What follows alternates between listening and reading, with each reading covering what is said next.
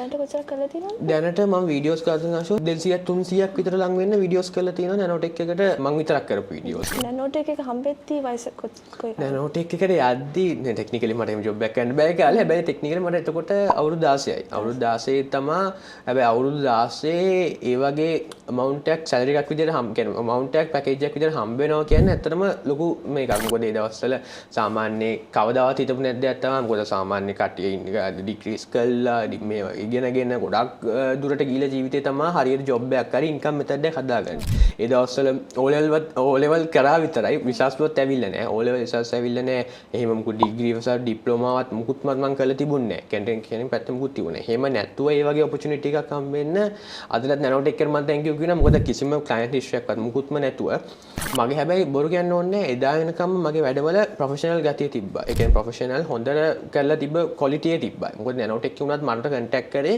මගේ ස්කිල්ස් හින්දා.